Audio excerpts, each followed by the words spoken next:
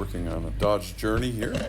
Maybe the same on some other vehicles. Check engine lights on and the flashing lightning bolt. That could be a couple different things. In this case, it's a P2173 higher flow or vacuum. So we're going to see what that ends up entailing on this one. It's on a 2017 Dodge Journey or Fiat Freemont. I'm going to take the throttle body out. I'm going to clean it, put it back in, see if that solves the problem or not. Spoiler alert, in this one it did. So just show you how I got the code and what it did say. I'll try and put maybe the link to the scanner in the description.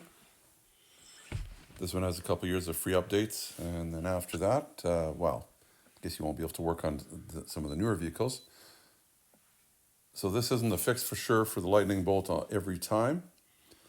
And of course, they gave us all sorts of different reasons here. And I just thought, well, I'm not putting a new throttle body in this thing. I'm going to try and clean it first. That's what a lot of people are saying could be the problem here. Putting some skippable chapters also included in case we get to a part here and you're like, well, I know what to do here. Let's continue on. The scanner's pretty good. It gives you an actual layout of what's wrong, and this top part, it's got some other issues too, is the high airflow. Some kind of a vacuum leak detected. So it could have been like intake or something like that. That's what I was thinking it was, but I thought, well, a lot of guys are replacing the throttle body, so it's not going to hurt me to clean it. So that's what we're going to do. I'm going to, if you are planning on changing it, it'll be basically the same thing other than the cleaning part. So this also goes to the internet, this scanner, and shows you exactly what those codes mean. You can watch videos or whatever as long as you've got the internet. So first thing I got to do is take apart a couple of these clips in here. And there's also a torque bolt there. And then what else we got here? We got a couple hoses that have to come off. This one, I think, is pressure fit on. Here's a connector too. I'll have to take that off. In fact, we can probably just do that right now. Push it and give it a wiggle. Comes off. Remember, hook that up later. Then we have a couple hose clamps as well. So let's start off with this. I'm going to use this door panel tool that I use probably in every video. Always comes in handy. Put a link in the description as well. This was part of a set. Now these, I've had this one off a while back. Was working on that. Did not want to come out that easy last time. So I had to spray it with some WD-40 and push the middle centerpiece back down, and then it finally came out okay. This is a torque. Got a little rail with a couple different ones here. You can either get them in sockets like this. It's a T30. It can either be in sockets or it can be in, trying to think what you'd call it, in a little, it's like a little pack that would be like a jackknife kind of a kit. I'll also put this thumb drive or thumb ratchet in the description as well. This was a little tight to do with this, but it's kind of handy in like some tight spaces where you can just maybe get your hand in there and nothing else. So that looks like. Let's just take a look in case you lose it. You probably use another bolt in there, but it is, for the thread size, looks like an M6-1.0. So if you lost the bolt, you go with that information to hardware store. It is metric or something else. It's an 8mm socket, by the way. Back to the bolts or parts store. You should be able to get that same thread, maybe a little longer bolt or something like that, but at least you'll find something if you lose it. Instead of trying to go to the dealer might want like $20 for something like that. Now, after we take this off, a couple little snaps here. There's that one, there's this one, this is where your air filter is. We'll take this box apart, get it out of the way, give us a lot more room. They'll just snap off like that. They're kind of held in the back. Not really hinged, but there's some fingers in there. So try and pull it off, and this one won't come off because there's a wiring harness attached to it. Didn't realize that, but there's a little clip here. That's to just slide out. So it needs to come towards us, towards the driver's side. So I just use this door panel tool again to pry it and snap it out. There we go. Just fits in a little groove. That should be able to come out now. Take that piece out. See those little fingers in the end that sit in the back, and then we'll take the air cleaner out. Might be a good time to change it if it's dirty. This one's pretty new. And then this should come out, but there's a couple bolts holding it in. Just got to find out where they are. They're on the driver's side again. I didn't realize that they were holding it down, but let's see if we can move that out a little bit. I just kind of pried that out a little bit because that's going to have to come out too. But let's go to where the bolts are. So there's two here. There's one at the front and this side there. There's one a little bit towards the back. And it's a special kind of a socket that you could use, but an 8mm will work. So you can try that. The correct socket is actually an E12. It's a special type of socket that you may want to look and find. But like I say, I found that this 8mm works fine. Now we can try and take this air box out. Oh, I see this bolt that's still on the one side there. They're funny little things. Better not forget it in there later. There it is. You can see that it's not really an 8mm head on it. I'm going to take it out. Probably could have just left it in. They're strange the way they sit on there because they actually slip into a rubber piece. But there it is there anyway. It looks like, I think it's an M8-125. If you lose one of those, you can get at least some kind of a bolt to hold it in. And here's our throttle body right here. There's a hose clamp that we're going to have to try and get off. And hopefully we can. There's the clamp there. We just have to loosen it. And we see 8mm socket will take that little screw off. Just have to loosen it a few times, just enough to get it out. And while you're watching me trying to get my hand in here to reach it, can you maybe give me the thumbs up? Show YouTube that I'm trying to do a good job and that you're learning something so far. There's much more to learn here yet. It'll help. I don't think so. It'll help. No. Thank you so much if you do so. We're getting close to get this guy out of here. I also noticed on this one, this is a 17, it's that rubber hose is actually held in. It's actually got, it's clipped on, that's the word I want to say. It's clipped on to a wiring harness. So we want to just kind of pull it out of there, or the wiring harness is clipped onto our intake hose. Maybe that's the right way to say it. Came out pretty easily. Now this hose should come off if it's loose enough from our intake. There we go. A rough idea how it's going to go back on there. Now if we can get back down here, I can kind of show you what else we've got to run against. There's 4 bolts, and there's a bracket with a 5th bolt, a little bigger one, that's held on. If I can get you in here. Not easy to do. We've got right there, there's a 15mm, I believe it is, bolt. It's holding this bracket on. I'm going to take the whole bracket out. And then we've got, of course, a few other bolts. Right there, I believe they're 10s. There's 4 of them. So 2 of them are on the bracket to our right. And which I'm trying to take off right now. And those other 2 that you can see here that are closest to the rad are just the other 2 that are holding this throttle body down. So once we get these 2 off, the ones that are closest to the engine, you'll see that they're actually on a bracket. After a while, you may want to just try and get them out with your hand. Try not to drop them. They're a fairly long thing too, look at that. I'm just going to sit it up there on the cowl.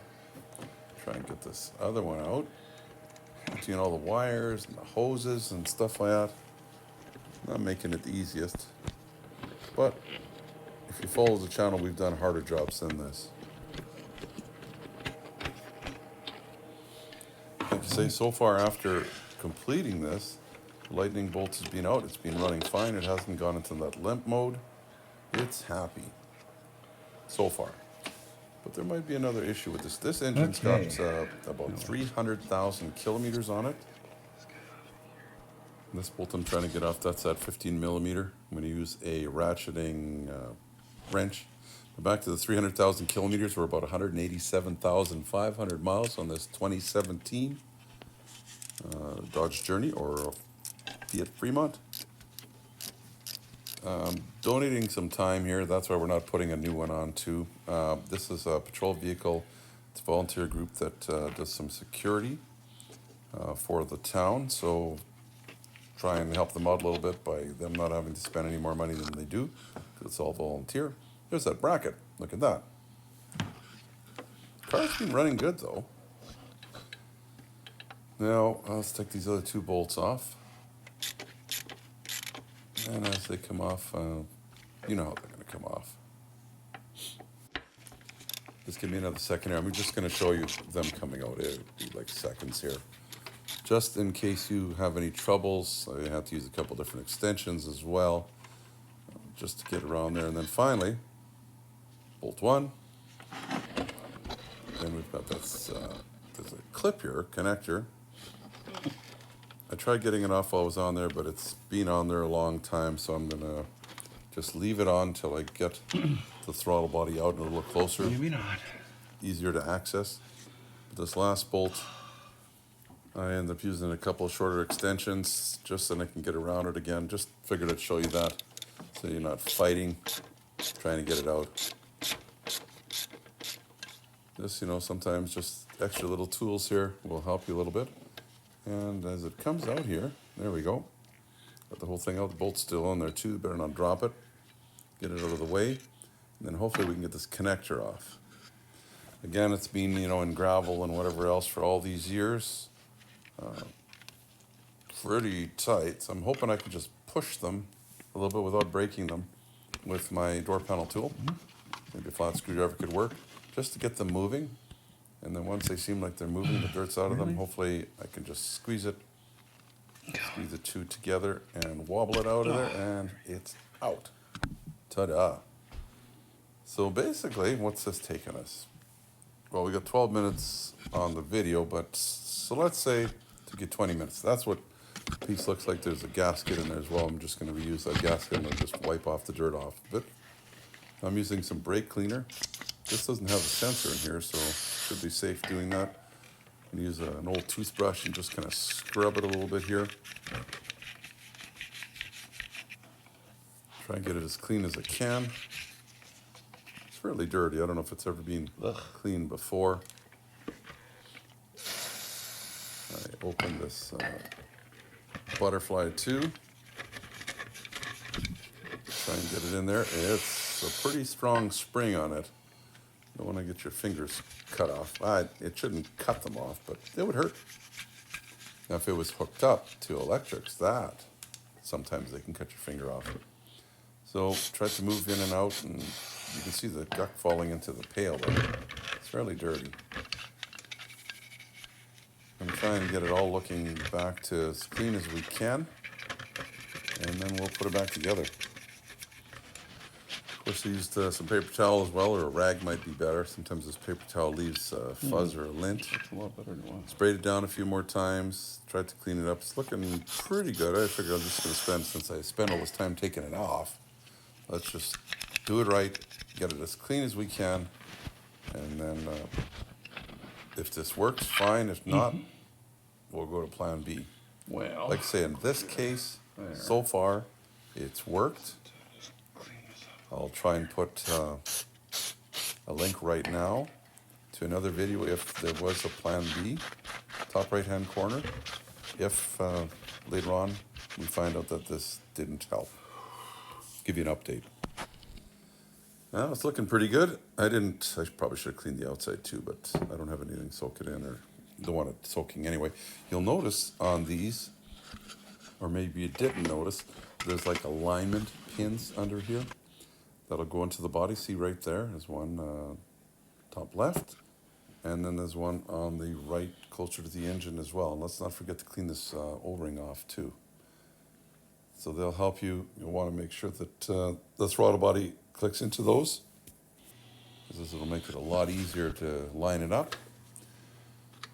So let's put it back in. Of course, all the electronics, that bulky part there faces the radiator. Try and get it back in. After you have this snugged in, I would recommend putting in the bracket bolt.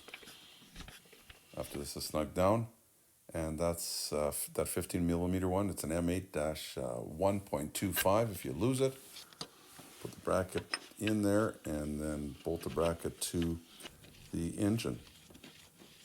A little bit of moving around to get that in there again, but there we go. As we get the big one on, and you can line up the other two. As well, not just barely snug them so that you can wiggle them around a little bit, as I had some issues again getting it threaded in there. Okay, so now we just got to get that bottom one in. It has to go through the bracket and then through the throttle body and then into our plastic intake. It'll take some wiggling again too, but it wasn't too bad to put in there. I'm a little taller, so might have had a little easier time doing this, you know, hanging over the radiator, that kind of thing. I'm going to snug them up, and I'm going to actually torque them.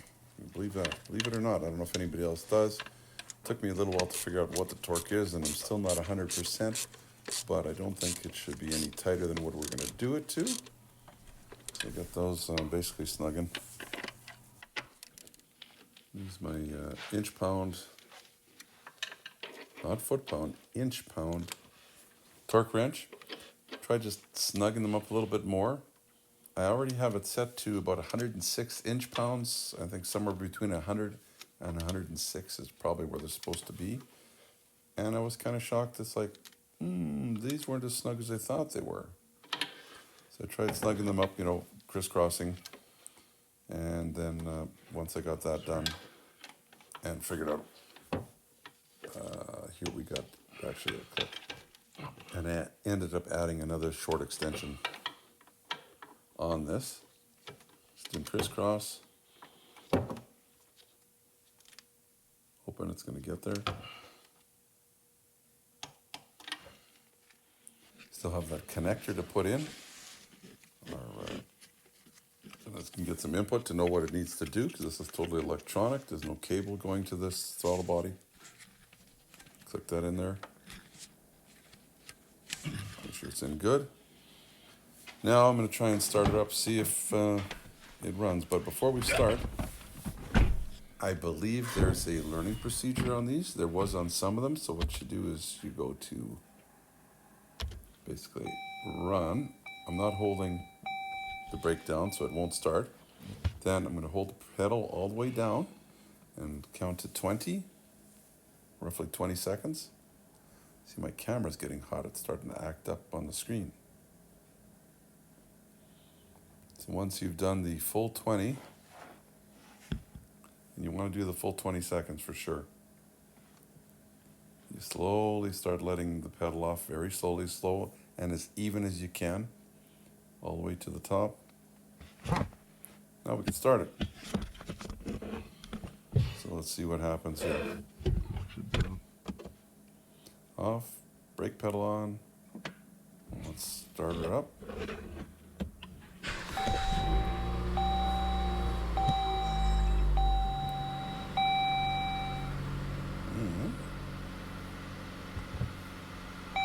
Coming a teeny bit high, I would think, but so let's just let it run for a bit here. Remember, what was it, 10 seconds or so, maybe 20 seconds, and then it would start acting up. And what ended up happening is the idle went down to something decent. And it's not cold in the garage here. I would have thought it still should be lower. You may want to clear your check engine light.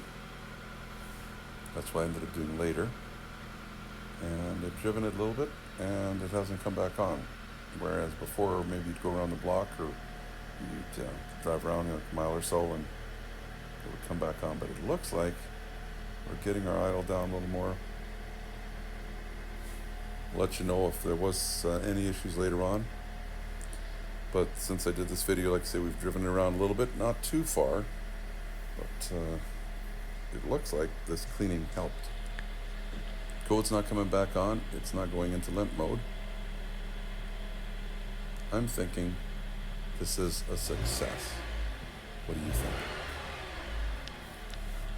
Revs up okay.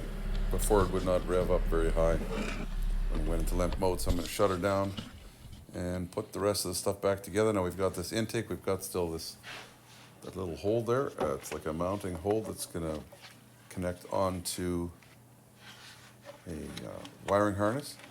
So we can put this onto the throttle body first. And I think I'm going to try and tighten up, or at least snug up, that big hose clamp once I get it on there.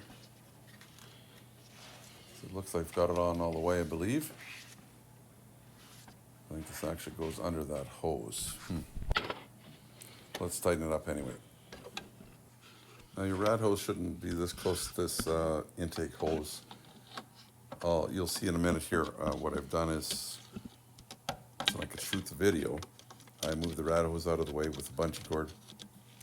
I should have moved it back before we did this part.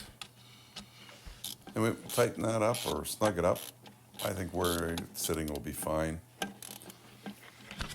And we'll put the box back in, I guess. Air box, air filter, housing. These bolts actually go in from underneath. I'm going to spray some goo in there just so they don't rust into there. Whatever you like to use. This won't evaporate, so. And you see here, this is actually, can't really show you on camera, but I'm trying to put that wiring harness, click it back into the bottom of that hose. Right there, you can see the tab. To your right. There it is. Yeah, you don't want that wiring harness rubbing against something or melting on something. Now, this box is fun to put back in. Just all the wiggling and jiggling you'll have to do. It's going to take some patience. Probably going to say some words that you probably shouldn't be saying. But it came out, so it's got to go back in. It just seems like it's twisted or something. I had one of these out on another one of these journeys, the one I did the EGR valve on. And it was the same kind of fight. That one had the V6 in it, but just crazy. If you'd like to see that video, there actually is a playlist on for repairs on the Journey or Fiat Freemont. This is Dodge Journey, but same thing. I'll also have it at the very, very end of this video in case you don't click on it now, because you want to see how to put this back in here. It was a struggle. Maybe another set of hands to help pry would make it a little bit easier. I tried lining those bolts up, and as you can see, it was a big struggle. Big, big, big struggle. Hopefully you have something long enough extensions to get those bolts back in. Maybe it's easier to have them in first and then put the housing down on it. I'd say they kind of pop up through some rubber grommets, I guess is what they would be called. You probably could just lube them up and then make them fit that way. It might be a little easier, a little faster. Maybe next time we'll try that. That's not going nowhere. So, an air filter back in. Only goes in one way. Oh, my clips are in the way there. It would be easier if I wasn't holding the camera. The pink streaks you're seeing are my camera. It's getting a little too hot, I guess. I have to work on that. These are the three fingers that go into these square holes. And that'll hold them in. It's kind of like a hinge. Might have to press down a little bit. As long as the filter's sitting in there properly, it should work. This might be a time you may want to subscribe if you want. If you haven't already, there'll be more videos on this journey and another journey that we have part of our fleet. This one's got the 4-cylinder, the other one has a 6-cylinder. The other one's a 2009, this is a 2017. I'll click these back on. They hold the top of the filter housing down. I think we still have those wires in the back too. Remember there was a little clip that clips into the back of the box here. Getting two hands would be a lot easier. Sorry, hopefully the camera's not making you sick. It just slides in. It's fairly simple. It's just a little bit tricky. Once you get that in there, We move on to the next thing. What else we got? There it is. Got a couple hoses yet. Got this fresh air hose to put back on and tighten it up. We also have a couple other things here to do. And we're just about done. Let's connect this connector back on here. We want everything monitoring properly. Make sure it clicks down. We've also got this hose. It's just a pressure fit. Let's tighten that up. It's a 10 millimeter. And I think somehow in editing we missed putting back that torque screw that held in the box to the rad support. Thanks for watching. It was nice spending some time with you.